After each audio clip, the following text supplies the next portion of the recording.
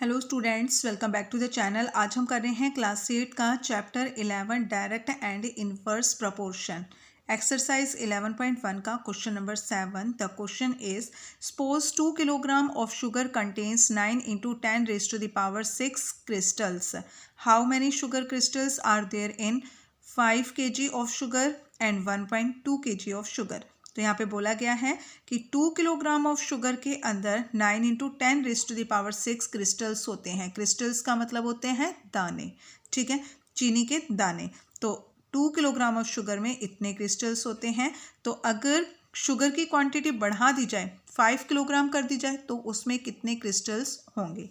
और अगर शुगर की क्वांटिटी कम करके 1.2 किलोग्राम कर दी जाए तो उसमें शुगर के क्रिस्टल्स कितने होंगे। तो ये हमें इसमें फाइंड करना है, ठीक है। हमने यहाँ पे अपना टेबल बना लिया है। दो चीज़ें हैं हमारे पास, एक में हमने लिखा है शुगर और एक में लिखा है नंबर ऑफ क्रिस्टल्स। जब शुगर की क्वांटिटी 2 किलोग्राम है तो हमारे पास नंबर ऑफ क्रिस्टल्स हैं। यहाँ पर मैंने नंबर ऑफ क्रिस्टल्स को इसकी स्टैंडर्ड फॉर्म से सिंपल फॉर्म में लिख लिया है। 9 into 10 raise to the power 6 है। तो 10 रेज़ टू द पावर 6 का मतलब ये है कि 10 को 6 टाइम्स मल्टीप्लाई किया गया है, ठीक है। तो यहाँ पर यानी कि 9 के साथ हम 6 ज़ीरोज़ लगा देंगे, 1 2 3 4 5 6, ठीक है। तो ये मैंने यहाँ पे इस तरीके से लिख लिया है। और अगर 5 किलोग्राम ऑफ शुगर है तो नंबर ऑफ क्रिस्टल्स कितने होंगे, और अगर 1.2 किलोग्राम ऑफ शुगर है तो नंबर ऑफ क्रिस्टल्स कितने होंगे, ठीक है। तो यहाँ पे 2 पार्ट्स हमसे क्वेश्चन में पूछे गए हैं।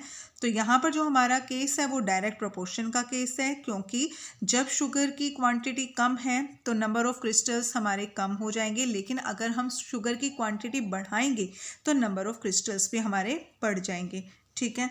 तो ये हमारा डायरेक्ट प्रोपोर्शन का केस है। तो इसलिए कौन सा हम यहाँ पे प्रोपोर्शन यूज़ करेंगे, x/y is equal to k, ठीक है।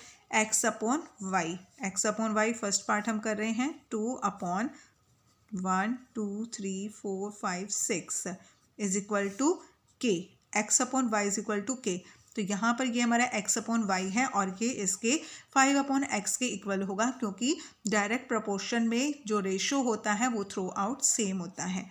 तो यहाँ पे आ जाएगा 5/x, ठीक है। इसको हम करेंगे क्रॉस मल्टीप्लाई। 2 को हम मल्टीप्लाई कर रहे हैं x से, 2 into x is equal to 5 को मल्टीप्लाई कर रहे हैं 90 लाख से, 1 2 3 4 5 6। x की वैल्यू फाइंड करनी है बेटा। तो यहाँ पर 2 हमारा यहाँ मल्टीप्लाई हो रहा है, इधर आके डिवाइड हो जाएगा। अब 2 से हम 90 को डिवाइड कर सकते हैं। 2 से 90 को, इतने पार्ट्स को हम डिवाइड कर रहे हैं क्योंकि यहाँ पे वंस डिजिट पर 0 है, तो ये इजीली हमारा 2 से डिवाइड हो जाएगा। 2 1 जा 2 और 90 को आप 2 से डिवाइड करोगे तो 45 आ जाएगा। और 1 2 3 4 5 ये ज़ीरोज़ इसके साथ ऐड हो जाएंगी, बट हम अपना आंसर में लिख लेंगे इसको सीधा।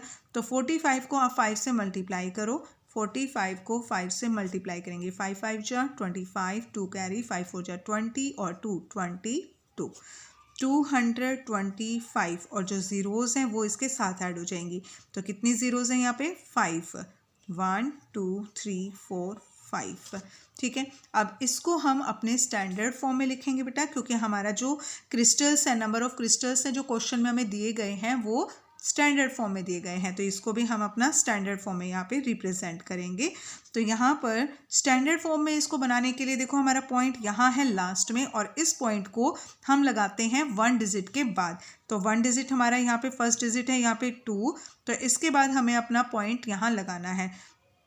तो पॉइंट यहाँ पर आने के लिए कितने स्टेप इधर चलेगा, लेफ्ट साइड में 1 2 3 4 5 6 7 टाइम्स हमारा पॉइंट लेफ्ट साइड में आएगा।